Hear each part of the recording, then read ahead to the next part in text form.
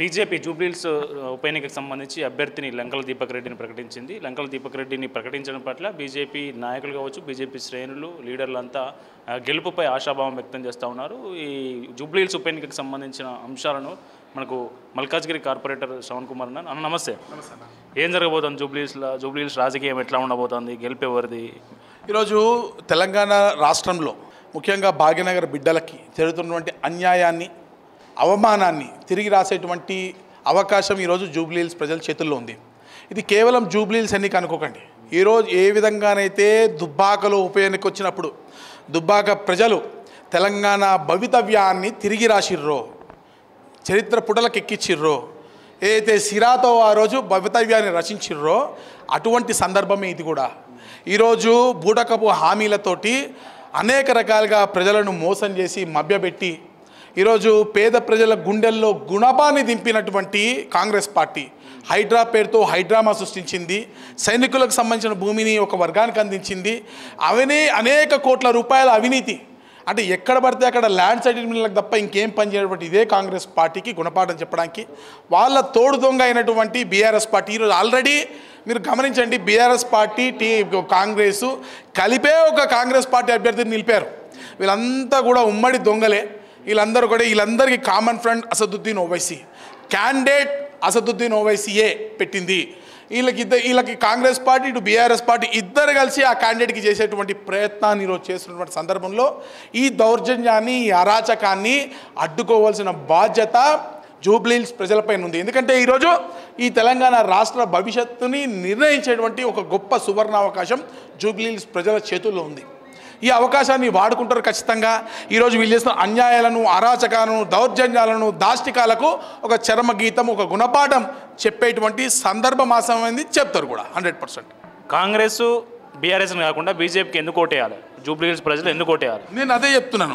ఈరోజు 10 సంవత్సరాలుగా ఇక్కడ అధికారంలో ఉన్న కాంగ్రెస్ పార్టీ, అప్పుడు టీఆర్ఎస్ ప్రభుత్వమే ఉండే కదా. ఇదే టీఆర్ఎస్ ప్రభుత్వం ఉన్నప్పటికి కూడా ఇక్కడ ఉన్నటువంటి స్థానిక శాసనసభ్యులుగా ఉన్నటువంటి వారు కూడా మరి ఏం అభివృద్ధి చేసారు? ఈరోజు డ్రైనేజీలు ఈ విధంగా ఎందుకు పొంగిపోరుతున్నాయి? వర్షం వస్తే కూడా ఇళ్ళకి నీళ్ళు ఎందుకు వస్తున్నాయి? అనేక మంది ఇళ్ళు ఎందుకు కూలగొట్టబడుతున్నాయి? అనేక అన్యాయాలు ఎందుకు జరుగుతున్నాయి ఇక్కడ? మీరు చూసిరా? ఇప్పుడు నేను ఇంకా ముందు ఈరోజు వచ్చిన రేపెల్లుండి స్టోరీ చెప్తా. ఇక్కడ ఉన్నటువంటి కాంగ్రెస్ పార్టీలో చేరినటువంటి బీఆర్ఎస్ పార్టీ మాజీ మేయర్ గారి డివిజన్లో ఒక మైనార్టీ నాయకుడు ఆత్మహత్య చేసుకున్నాడు. మీకు తెలుసునా? ఆత్మహత్య చేసుకున్నాడు. ఎందుకు? మీరు ఆలోచించండి. అంటే ఎంత దౌర్జన్యమైనటువంటి, దార్శనికమైనటువంటి పరిపాలన ఇక్కడ నడుస్తూ ఉంది. దీని నుంచి విముక్తులను చేయాల్సిన అవసరం ఉంది. మరోవైపు కాంగ్రెస్ పార్టీ ఇదే జూబ్లీహిల్స్లో ఉన్నటువంటి సైనికుల స్థలాన్ని, ఇది నేషనల్ న్యూస్, వాస్తవంగా నేషనల్ మీడియా ఫోకస్ చేసినంత తెలంగాణలో ఉన్నటువంటి మీడియా ఫోకస్ చేయలే. సైనికులకు సంబంధించిన స్థలాన్ని తీసుకెళ్ళి ఒక వర్గాన్ని కట్టబెట్టడం అంటే ఎంత దౌర్భాగ్యం, ఎంత దౌర్జన్యం. మీరు ఆలోచన చేయండి. అసలు ఇంత ఘోరానికి ఒడగలుపుతున్నటువంటి కాంగ్రెస్ పార్టీకి ఏ అభివృద్ధి? ఇప్పుడు పెన్షన్లు ఇస్తా అన్నాడు కదా, ఇంట్లో అవ్వ తాత ఉంటే ఇద్దరికి ఇస్తాం పెన్షన్లు అన్నాడు. ఇచ్చిర్రా ఏమన్నా మీరు చెప్పండి. దళిత బంధువులు ఏమైనా ఇచ్చిర్రా? బీసీ బంధువులు ఏమైనా ఇచ్చిర్రా? డబల్ బెడ్రూమ్లు ఏమైనా ఇచ్చిర్రా? ఏం న్యాయం చేసారు ప్రజలకు? ఇచ్చిన హామీల్లో ఏం చేసిర్రు? విద్యా ఒక హాస్పిటల్ ఏమన్నా బాగున్నాయా? మీరు చూడండి. ఈరోజు దౌర్భాగ్యమైన పరిస్థితి అంటే ఈ రాష్ట్ర ప్రభుత్వం పల్స్ పోలియో కార్యక్రమము గత 2-3 దశాబ్దాలుగా సక్సెస్ఫుల్గా నడుస్తుంటే పల్స్ పోలియో కార్యక్రమాన్ని కూడా నిర్వహించలేనటువంటి దౌర్భాగ్యంతో కాంగ్రెస్ పార్టీ ప్రభుత్వం ఉంది. Utter flop programme. దేశం మొత్తంలోనే అట్టర్ ఫ్లాప్ అయినటువంటి కార్యక్రమం పల్స్ పోలియో ఓన్లీ తెలంగాణ రాష్ట్రంలో జరిగింది. ఇంత దౌర్భాగ్యమైన పరిస్థితిలో అప్పుల ఊబిలోకి రాష్ట్రాన్ని ఎత్తేసి ఎటువంటి అభివృద్ధి లేకుండా, ఒక ప్రణాళిక లేకుండా, ఏ డిపార్ట్మెంట్ కోడ్ లేదు, మధ్యలో తీసుకొచ్చి ఇంకో హైడ్రా, జిహెచ్ఎంసీ అంటావు, నువ్వు కాసేపు హెచ్ఎండి అంటావు, ఇటు హైడ్రా అంటావు, ఇటు వాటర్ వర్క్స్ అంటావు. ఏ డిపార్ట్మెంట్కి ఎవరికి కోఆర్డినేషన్ లేదు. నీకు పరిపాలన చేతనైతే కదా, గొంతేసుకొని మొత్తుకుంటా ఉన్నాం కదా.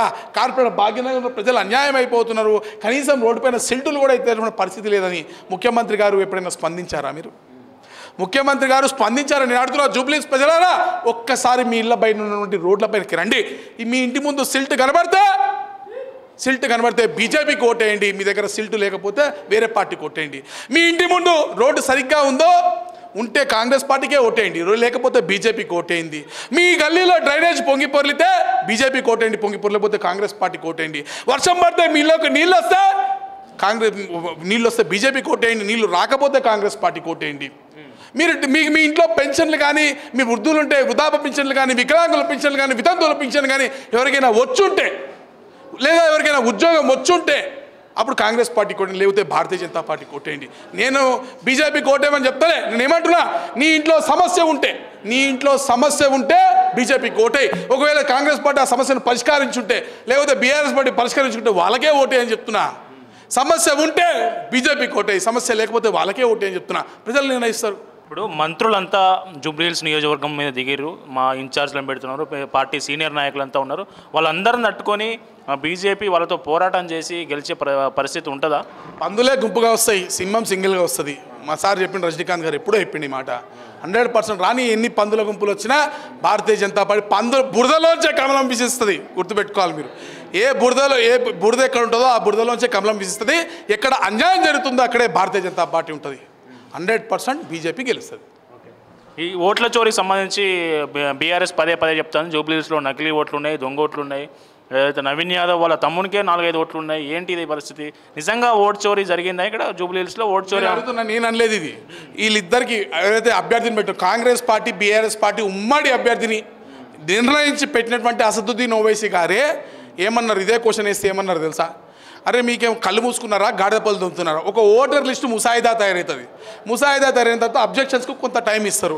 ఈ అబ్జెక్షన్లో మీరు బీకింది ఏందిరా, గాడిదపల్లితో మీరు రా, లేదా గడ్డి బీకుతున్నారా? అబ్జెక్షన్స్ ఎందుకు రేజ్ చేయలే? ఈరోజు మీరు సిప్పేరుతోటి బీహార్లో కూడా ఇంత పెద్ద ఉద్యమం చేసినటువంటి రాహుల్ గాంధీ రాగా ఈరోజు ఎక్కడైనా రిటర్న్ కంప్లైంట్ ఇచ్చిండా? ఒక్కచోట కూడా రిటర్న్ కంప్లైంట్ ఇవ్వలేదే. ఈరోజు ఎక్కడ కూడా మీరు అబ్జెక్షన్స్ రైజ్ చేయలేదే.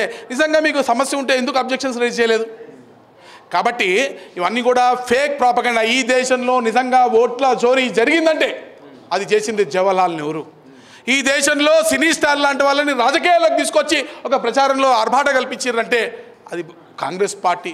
ఈ దేశంలో ఉన్నటువంటి అనేక భూభాగాలను విదేశీయులకు దారదత్తం చేసింది కాంగ్రెస్ పార్టీ. ఈరోజు కృష్ణమీనన్ లాంటి ఒక దుర్మార్గులను, నీకు సంబంధం ఉంది కాబట్టి, ప్రధానమంత్రితో సంబంధం ఉంది కాబట్టి అటు బ్రిటన్లో రాయబారిగా ఈ దేశ హోంమంత్రిగా నిర్ణయించి ఈ దేశాన్ని సర్వనాశనం చేసి అక్షయ్ చీన్ లాంటి ప్రాంతాలను చైనాకి కట్టబెట్టింది కాంగ్రెస్ పార్టీ. ఈరోజు దేశంలో మణిపూర్లో రైతుల పేరుత, లేకపోతే సౌత్ ఇండియా, నార్త్ ఇండియా, లేకపోతే లడక్ ప్రాంతంలో కాశ్మీర్ ప్రాంతంలో తీసేసిన ఆర్టికల్ 370 తిరిగి పెట్టాలని చెప్పి అనేక రకాలుగా విదేశీ శక్తులు నరేంద్ర మోడీ గారిని గద్దె దింపడానికి అనేక రకాలుగా ఏదో ఒక గొడవలు ఎత్తుంటే దానికి ప్లస్గా మాట్లాడుతుంది కాంగ్రెస్ పార్టీ. ఈ దేశ అత్యున్నత పార్లమెంట్లో నించొని ఈరోజు పాకిస్తాన్ వాయిస్ తీసుకొని పాకిస్తాన్ మీకెంత నష్టం చేసిందని భారతదేశాన్ని ప్రశ్నించినటువంటి నకిలీ భారతీయుడు రాహుల్ గాంధీ కాంగ్రెస్ పార్టీ. ఇంత దౌర్భాగ్య పార్టీకి ఓటేస్తే ఈ దేశాన్ని ముక్కలు కింద కట్ చేసి అమ్మేస్తారు. కాబట్టి కాంగ్రెస్కు హటావో ఏ దేశ్కు బచావో.